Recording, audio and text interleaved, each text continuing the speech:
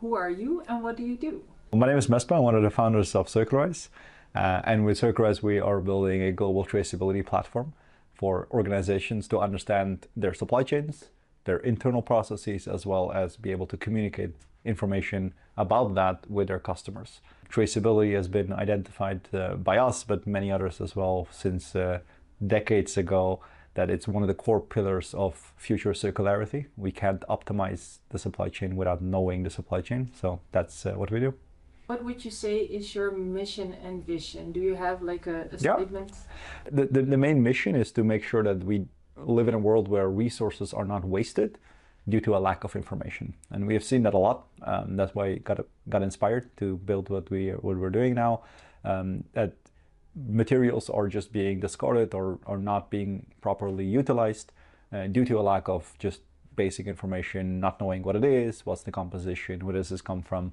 And at the same time, on the other side, you have organizations who have some great activities in their supply chain that they're not able to talk about. Because if they talk about it, it's a risk for their brand and somebody might scrutinize that claim. So having that transparency also allows companies to freely talk about the efforts that they have in their supply chain.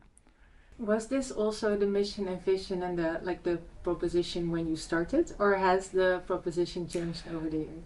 I mean, the problem we want to tackle, which is this kind of lack of information sharing capabilities in supply chains, has never changed, right? That was really from the very beginning the main problem we wanted us to tackle, which we see a lot of kind of opportunity in.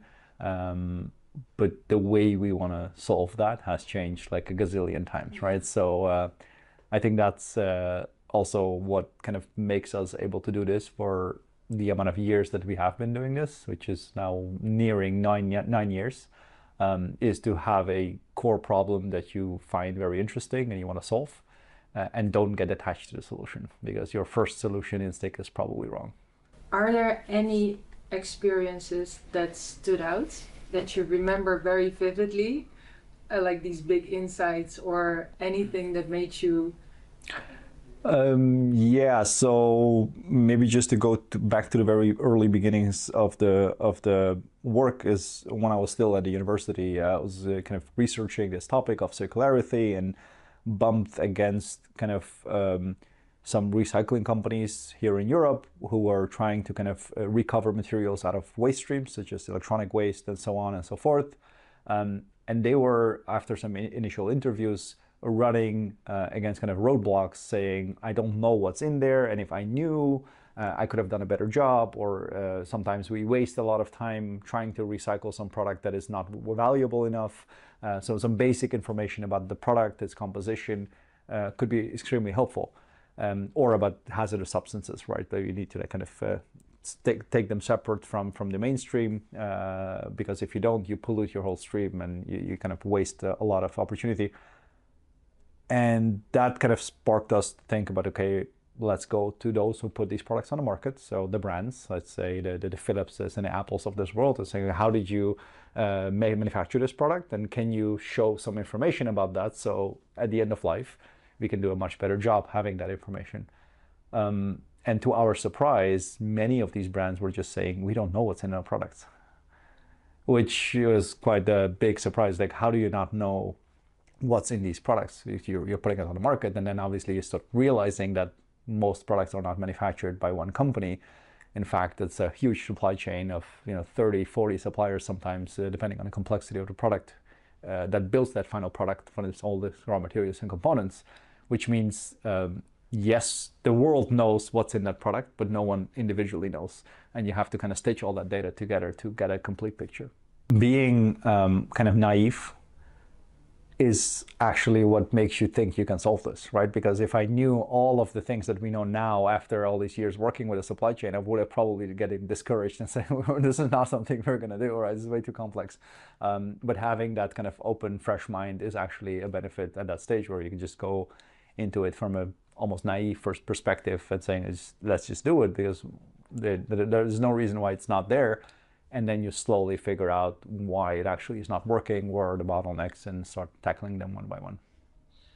But I also like how you found like stakeholders in this instance, like the recyclers, that could give you a lot of intel. So you basically just went into the industry, found the parties who might benefit from your offer and ask about their needs. Yeah, so I think that's, I mean, a very good realization that you need to have in this, in any kind of entrepreneurial space. Is like you probably don't know what the reality is. It doesn't matter how, unless you're the user, right? If you're also the user of whatever product you're building, that might be different. But if you're not, the only person who knows the reality and the nuances and the details is the user. So you got to talk with them as soon as possible. As yeah, the first time we Jody and I started Circularize, but before that we had a different company, and we made that mistake thinking we know what users want. So we spent like a lot of energy building something that no one wanted because we never talked with the users. So don't make that mistake. Yeah. What are the big differences between circular and linear entrepreneurship, if any? I'm not sure if I distinguish circular versus linear entrepreneurship necessarily, right? I think in my mind, entrepreneurship is about solving problems that people have and building solutions that can scale with that. And if no one has any problem that can be solved with circularity, then there's no entrepreneurial opportunities there, right? So I think it's not necessarily circular versus linear. I think what's most, in my mind at least, important is to think about what is a domain that you really care about, because in most cases it's going to be much more difficult than you think initially. So the only way to pull through that is to have something that you're really passionate about. So if circularity is something you're passionate about, you're going to get success there sooner or later, as long as you keep pushing. But that's true for any domain, right? So I don't see necessarily differences. I think it's sometimes also a pitfall to think we're in the circular domain, so kind of the business aspect is not relevant. That's not going to lead to anything good, right? From our experience, whatever you build, whether it's for circularity or not, it has to make economic sense.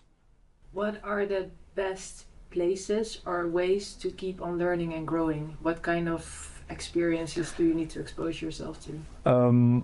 Yeah, good one. So early on, we invested a lot of our time and effort with kind of startup incubators, both with Yes Delft, which is kind of very near and dear, of course, to the TU Delft, where we started, but also with some others, just to kind of understand and look at other entrepreneurs who might be one step ahead of you, and get a bit of inspiration and talk with them, build a bit of a network, figure out what works for them and how they've been approaching that. So I think that is super critical, especially in the beginning.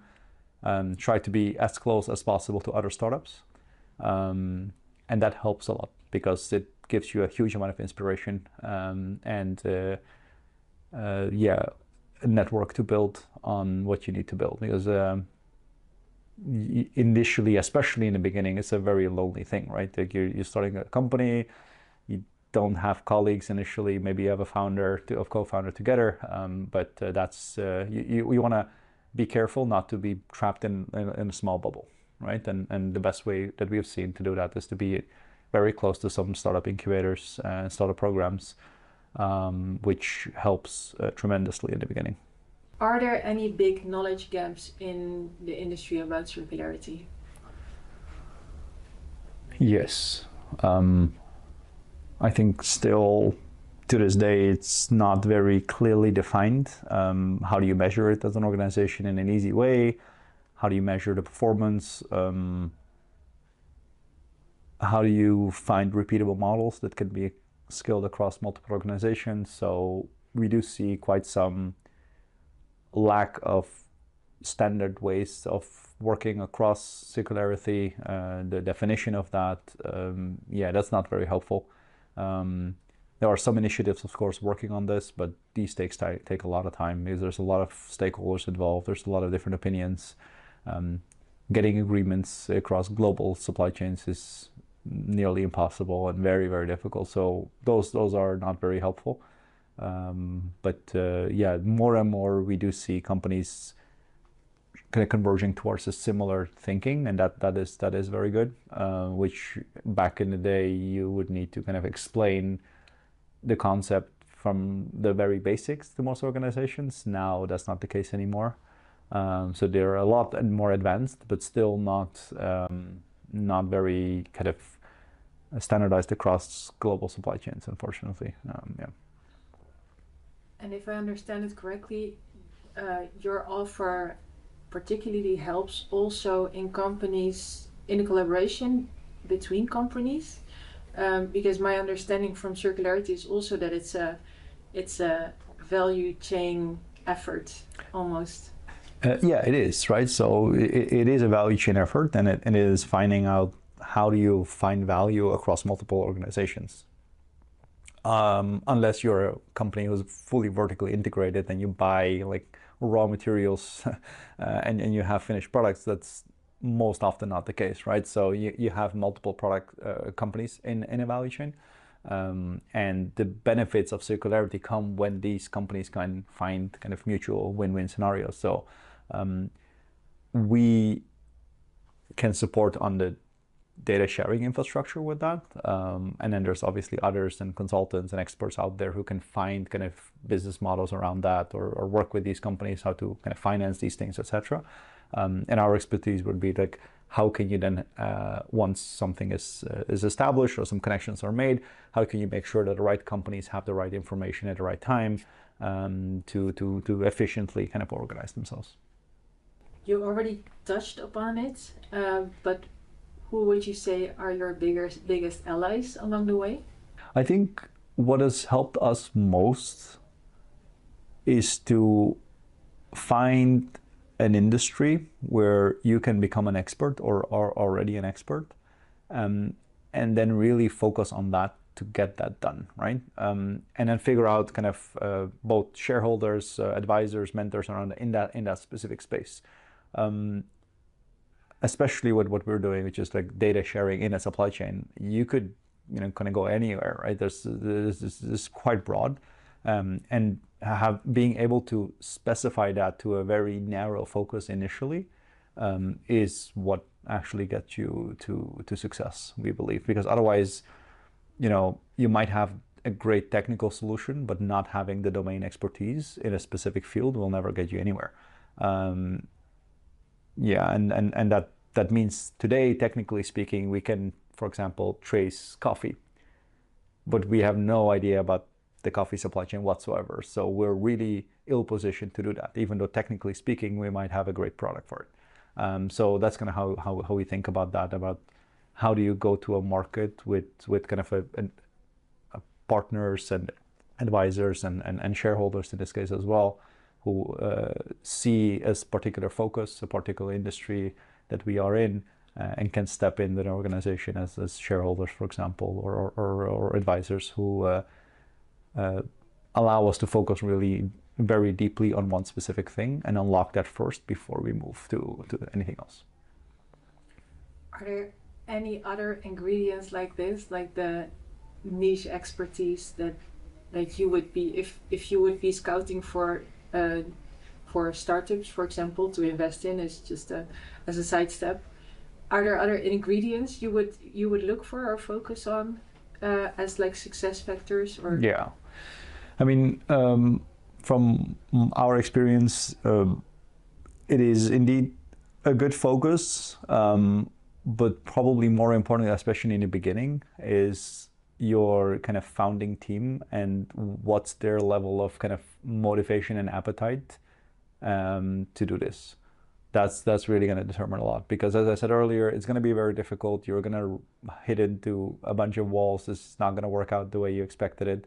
And the only thing that actually differentiates those that are successful versus not is not necessarily who had the better ideas or something like that. It's like who could kind of fall and trip and stand up and fall and trip and stand up the longest, right? Like it's a long kind of marathon game you need to play. So having that ability, and obviously it helps if you have something you're really passionate about and care about. That's what's really, really important in the beginning. Yeah.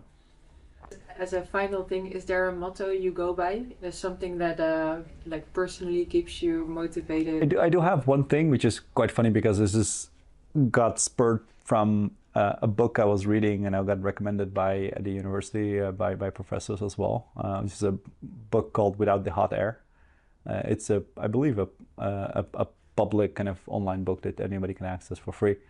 And one of the statements that was made in that book has kind of been with me ever since is, if we all do a little, we only achieve a little. So that's kind of my motto here. Like, the way to really achieve a lot is to do a lot, not to do a little, right? So sometimes you hear these things like, yeah, if we all would stop charging our phones or picking the brick out of the wall, if we're not charging our phones, we would save this amount of gigawatts of energy. It's like, yeah, but on a global scale, that's nothing. That's like, we all have to do a little, but you can't add up percentages, right? If you all do 0.1%, we achieve 1.1%. So, yeah. Great. Thank you so much. You're welcome. Yeah, these were the questions. I think it was a very insightful interview. I think it's going to be very valuable to the learners. I hope so. I hope so. Absolutely. So thanks. Great. Thanks. Yeah. Thank you, Nina.